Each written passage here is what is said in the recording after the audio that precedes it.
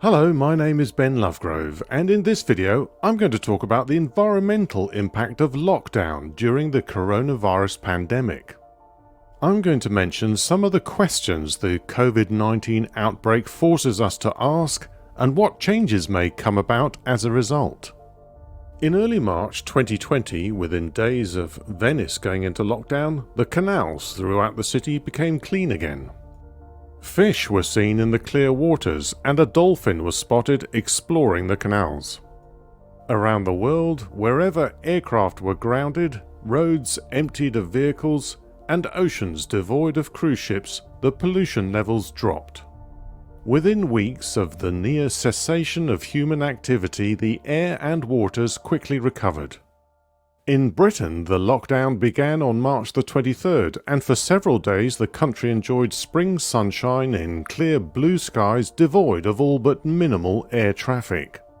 With the reduction of air and road noise and the rules of lockdown, it was as if the relentless rat race was paused while people took stock of food, toilet rolls, relationships, themselves, and life's purpose. But, as always, these were the thoughts of the privileged, the people with all their immediate material needs met. It's easy to think philosophically when you've got a full belly and food in the fridge. The pressing of the pause button on the economy was also the moment many others began to worry about how they would cope if the lockdown lasted as long as had been rumoured. And for those who rely on travel, tourism, and air travel, the turning off of the tap was immediate. As flights were cancelled, the impact on the aviation industry was of an intensity not seen since 9/11. Small island economies watched their income dry up in a matter of days, leaving thousands out of work with no prospect of alternative employment.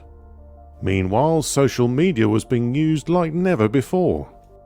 Some expressed their joy and excitement at the situation, claiming it was the fulfillment of prophecies about changing times, the end of days, and a new world. Meanwhile, a tweet from an account calling itself Extinction Rebellion East Midlands suggested the true agenda of the Extinction Rebellion movement. The tweet showed pictures of stickers on lampposts that read, "The Earth is healing. The air and water is clearing. Corona is the cure. Humans are the disease." Other Extinction Rebellion accounts were quick to distance themselves from this tweet, claiming that it is not only contrary to their philosophy, but also that the Twitter account that posted was a fake account designed to discredit the genuine movement. However, the 5,000 plus replies to the tweet include many who agree with the idea that capitalism is the disease and socialism is the answer. Nevertheless, the offending account has now been suspended. And Extinction Rebellion accounts have denounced the account and the message. Now would be a good time to remind ourselves that Twitter isn't real life and that foreign bot farms are a reality. They are designed to muddy the waters by triggering people into responses and swaying opinions. We may nod in agreement to this reminder, yet we are all subtly influenced by the media to which we choose to give our attention. Anyway, we are also reminded that the Earth does recover quickly given half a chance. But the fact that pollution clears up when human activity stops isn't news. Before this crisis began, we were already working towards cleaner cities, aircraft, transport, energy, etc., but we can't continue that work without keeping the current economies going. The process of gradually researching, replacing, and upgrading our technology to be more sustainable, renewable, and far less polluting can only continue if we have the material resources to do so. The idea that we should simply abandon technology and instead live in some kind of transport-free utopia will not feed 7+ billion people, nor power the economies needed to maintain a decent standard of living for all of them. The coronavirus has given us pause for thought, but sooner or later the aircraft will start flying again.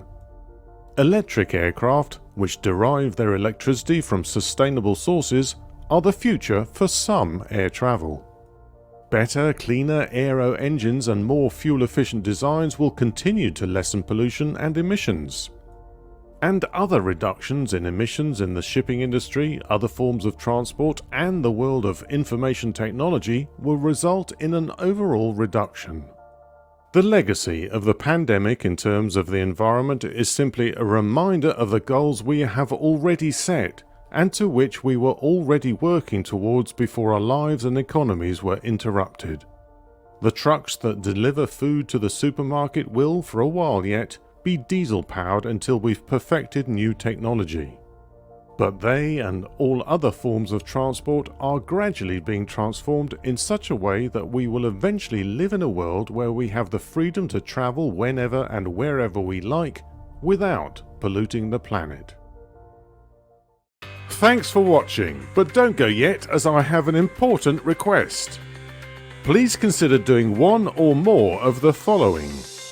If you'd like me to create a video for you to promote your products or services, go to redspan.com and use the contact form or just leave a comment below. Do the same if the sound of my voice is a fit for your voiceover needs. If you'd like to sponsor more videos like this, go to patreon.com/redspan. Your donation, however small, will help me to improve both the quality and the quantity of my videos. If you enjoyed this video, please give it a like and share it with others. If you have any opinions, questions or feedback, please post a comment. Finally, subscribe to my channel and click the bell to be notified of new similar videos. Thank you for your kind attention.